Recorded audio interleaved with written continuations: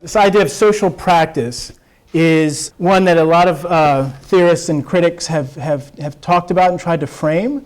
You might think of social practice as an engagement in art making within a more recent contemporary moment, although there are historical antecedents perhaps many decades prior to now. We might think, in relatively speaking, last 30 to 50 years, some of these pieces start to come together.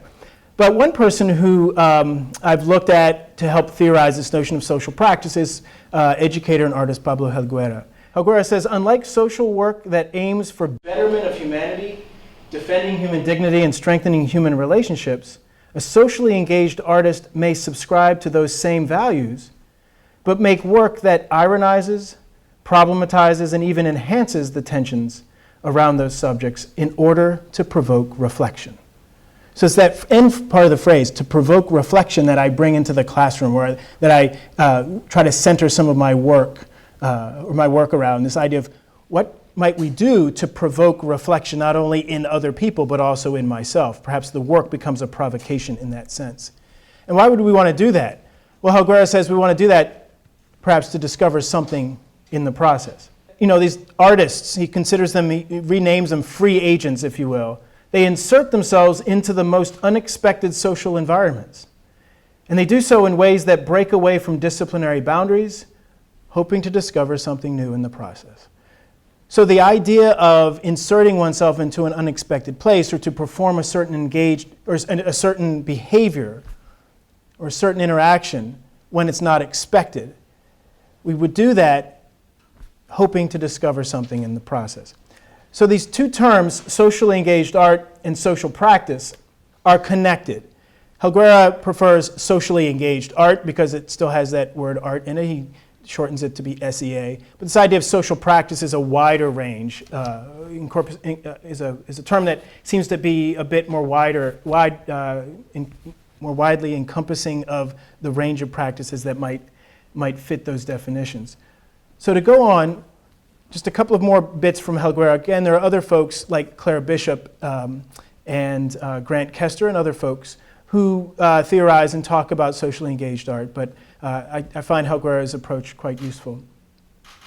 So he talks about socially engaged art or social practice as a multi-layered and a participatory engagement. And he says that there are these structures, multiple structures or multiple layers, among which are nominal participation, directed participation, creative participation, and collaborative. So there might be multiple ways to participate or engage the public or other individuals within this practice. Helguera also talks about the idea of how these practices are linked to other disciplines. Specifically, we find tension between art practice and sociology or social practice.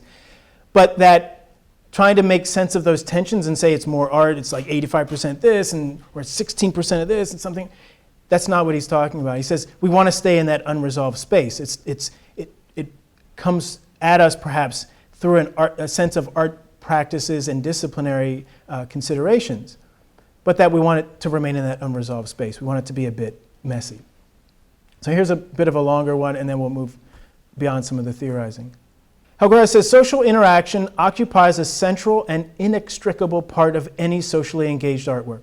You got to have the social interaction. Just doing something and then hanging it up and not seeing and not having other people become participants at one of those layers is not enough.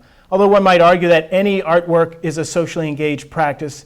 Once you put, let's say, a painting or a sculpture out to be seen, at least one person seeing it, it's already engaged in a social relationship. But Helguera goes further. He says, socially engaged art is a hybrid, multidisciplinary activity that exists somewhere between art and non-art. And what has to happen is you have to have actual and not hypothetical, not imagined social action. You actually have to engage with other people. So last week, outside in front of the building, we created ceramic water filters. We mixed clay and sawdust, and we had several people stop by to see what we were up to, get their hands dirty. We brought that mixture of clay and sawdust back upstairs, and we made ceramic water filters. And these water filters will render contaminated water with microbes and pathogens, it will render it potable.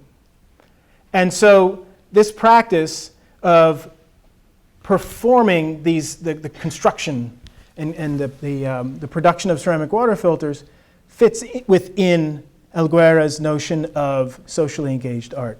So I'm telling you that as kind of a back step to what we did last week, but also to give you a specific example, but then I want to give you some other examples. And some of the examples that I want to share with you push this idea of telling stories that might not be told otherwise. I was in a course, I was teaching a course a few years ago to undergraduate art education students. We're trying to make sense of what is it that art does? Why are we teaching art? What's the central importance, or what seems to be at the core? Not that there might be a singular core, but there could be multiple cores. And one of the students said, you know what? I think art allows us to tell stories that we would not be able to tell otherwise. And in some ways, we might not be able to tell them, or we probably shouldn't tell them otherwise as completely through art practice. And so I kind of latch onto that. But I like to add the difficult stories. The work that I try to do is interested in those difficult stories that might not be told otherwise. Not that they're not told, but they wouldn't be told in the same ways that socially engaged art would do that. So as I think about this approach to telling difficult stories, I think of the word double take when you see something and then you have to look again. This is a double take, right? You see it once, but it calls you to stop and take a second look. We might think of research in the same way. We can search, but when we search again. It's to look again, to do this double take. I also appreciate the idea of making trouble.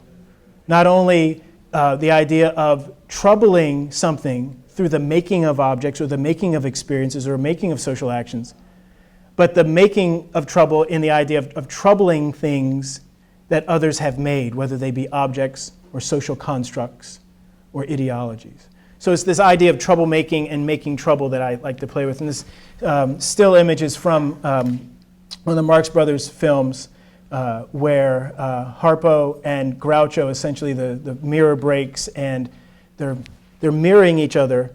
And there's all this double take going on. They're looking and looking again. And so you have this idea of visuality happening, the perspective of the viewer, but it's through this social interaction. And there are a number of iterations of that Marx Brothers mirror scene that play out in cartoons, that play out in other stories. So one of the ways that I've made trouble in the past was, and to think about what we're seeing and how we're seeing it, was to take a look at February. Quite often, I have been invited to give talks at schools or at other institutions, and they like to bring me in February. I guess it's because February is the month of Valentine's Day, and they know that I'm a very passionate person. But if they look more closely at my work, they see I deal with some difficult issues, not the least of which is the construct of racism. And that's also the month where you have Black History Month. And so I'm pretty sure that's why they bring me in.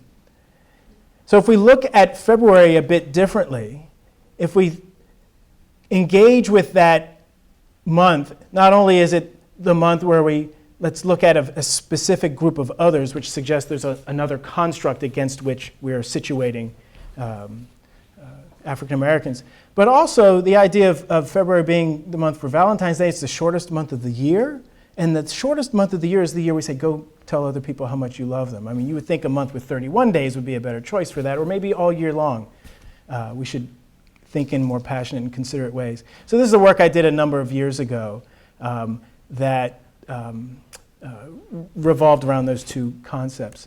I also am interested in this idea of disruption. I mentioned this briefly last week. And I think disruption happens in a number of ways, pushing back, questioning. I'm interested in questioning answers rather than answering questions. One of the ways I've done that is I've looked at barbershops as pedagogical spaces, as curriculum spaces. What can we learn in a barbershop? And I wrote an article about Pat's Barbershop in Norfolk, Virginia, and I tried to make the case that what happens in a barbershop is a hypertextual, multi-layered, multifaceted, learner-centered space of inquiry. That you might go in trying to get a haircut, but you'll come out with an education. And this happens in all sorts of service locations, hair salons, and other places where conversation becomes essential to those locations. I've also written about digital technology. When my wife and I learned we were expecting the birth of our daughter, I started to think, well, that's fantastic. And I thought, oh my goodness, I'm going to be someone's parent. And I need to think this through now. This is a big deal. So I started writing myself a series of emails to explain to our unborn child who I thought I was and what I was working through. And so that series of emails became an article that or a chapter, an email from a digital daddy. And I was trying to make sense of how that her future existence and identity would be mediated through digital technology. But what came through in the process of that was her multi-ethnic identity and the ways that I imagined camera technology, surveillance technology, being scrutinized at airports, among other approaches, would render her body the object of examination. I want to shift now to tell you a story about Henry Brown. I'm not sure if you're familiar with the Henry Brown who I think about quite often. Henry Brown lived in Virginia, outside of Richmond, in Henrico County. And there's Henry in the middle. He's inside this box, and there's some people outside the box. So I guess they're thinking outside the box. And the story of Henry Brown was told by himself. He narrated this story of himself. And there are many versions, or at least, it was published in a number of different contexts, a number of different formats. And so Henry Brown earned the name Henry Box Brown, and he was in that box for a reason. I'm going to let you know why in just a second. I didn't bring them in. We have obtained a couple of pallets, and I put the wooden pallets on the floor here. So you have these two wooden pallets on the floor, and I want to read you a story. It's not a story that I wrote. Henry wrote it, but it's been retold, and it is retold by Ellen Levine.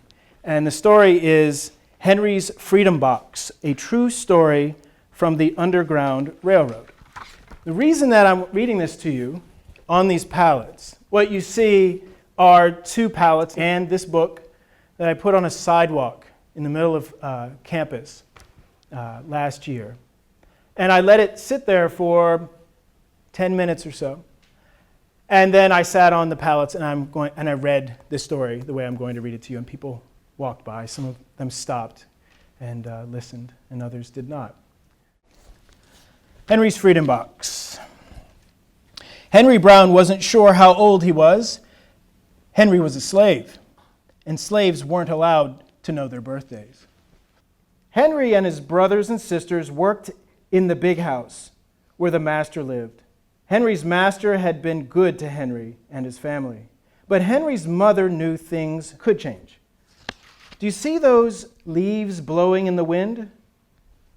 They're from the trees, like the slave children are torn from their families. One morning, the master called for Henry and his mother. They climbed the wide staircase. The master lay in the bed with only his head above the quilt. He was very ill. He beckoned them to come closer.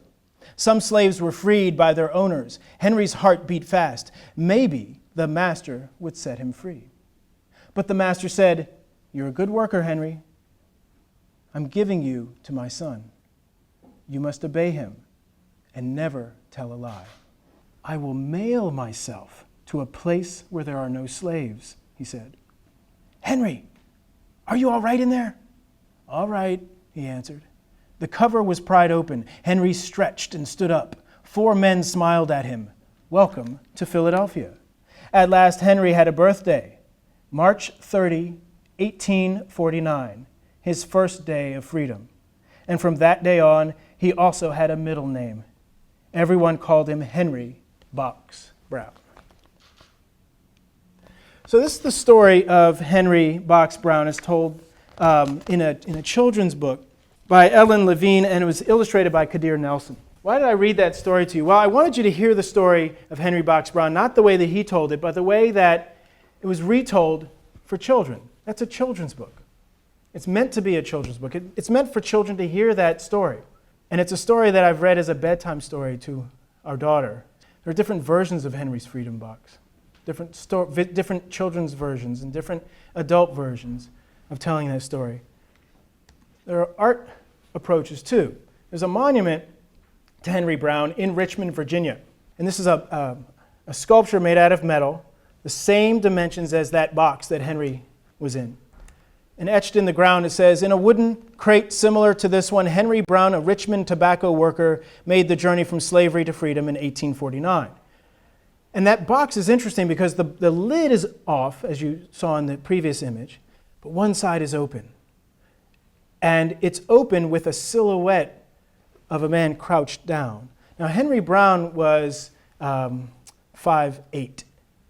I'm 5'8", and I was compelled to get inside that box. And this idea of, for Henry, thinking outside of the box meant literally to think inside the box and to put himself into a situation that was disrupting the current practices, but he was at a point at which he was willing to try anything. Now, this story of Henry Brown can be retold and can be recreated and be reproduced.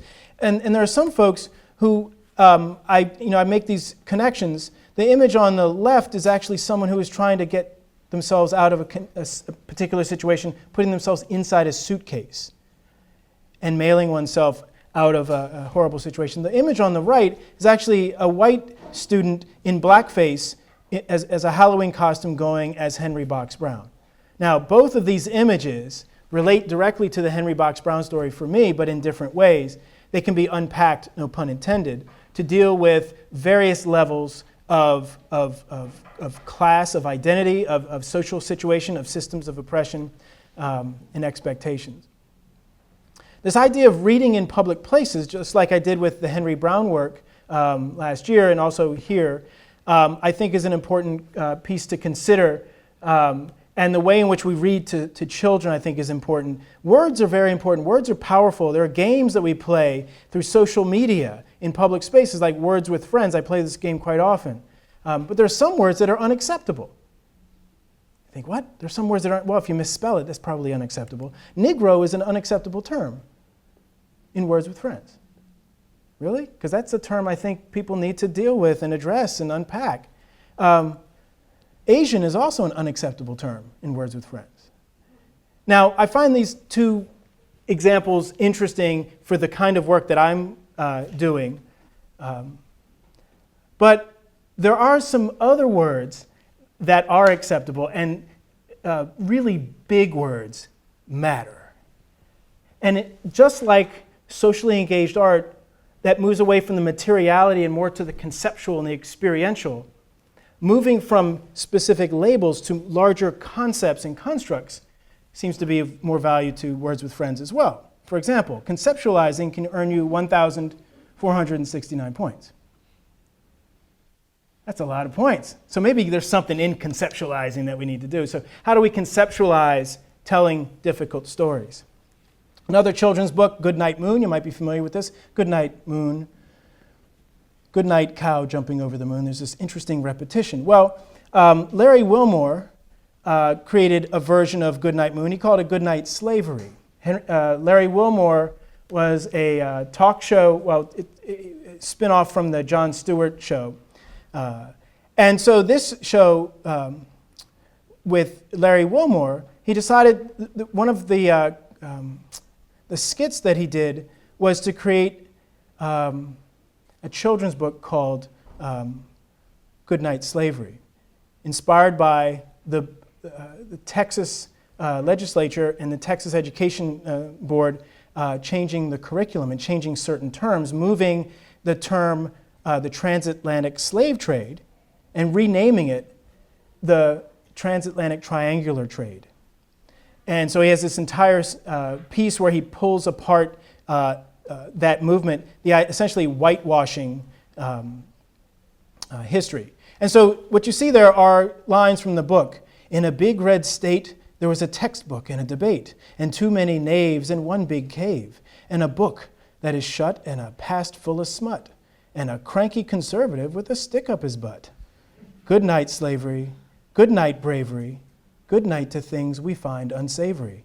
Well, what are some of the things that they might find unsavory? Well, I'll get to that in a second. But this book, Goodnight Moon, has been told in different ways. It's a fixture within children's book culture that gets repurposed and reimagined. Some of the ways that Wilmore understands what is being erased: good night KKK, good night to the decimation of indigenous people on this continent. So these are all the things that the Texas curriculum was erasing or modifying or eliminating or renaming to make them seem less unsavory. And in Wilmore's skit, he reads this book to a classroom of kindergarten children. And the reactions are wonderful, but it's also, you can tell it's kind of coached for the skit. Reading public places, different than reading in public places, we could also read public places. For example, in the summer, for the past 3 summers, I've had opportunity to teach at Vermont College of Fine Arts. And one of the courses that I teach looks at participatory inquiry in the public sphere. One of the assignments is for us to go to the State House, the state capitol, which is just 1.5 miles, 2 miles away from campus. And it's the smallest state capitol in the country. It's very accessible. We sign up for a guided tour. And before the tour, I give each student a little figurine that I bought at the toy store, these little busts of US presidents. And I ask the students to go on the tour, to be polite on the tour, but I would like you to read the state capitol in conversation with the tiny president. So on our walk down, on our 1.5 mile walk down, they're on their phones and they're Googling Theodore Roosevelt or Thomas Jefferson or Abraham Lincoln. And then they take cell phone shots. There's a close-up of Tiny George, and in the back is Big George. Or please keep off, and they put one of the I think that's Buchanan inside the cannon. Or they end up reading other people. And it's with this tiny president, this tiny object, that they're able to construct stories that couldn't be told otherwise, putting that situation, that context, history, and related information that they have either brought to that space or that they learned on the tour in conversation with what they know about that president.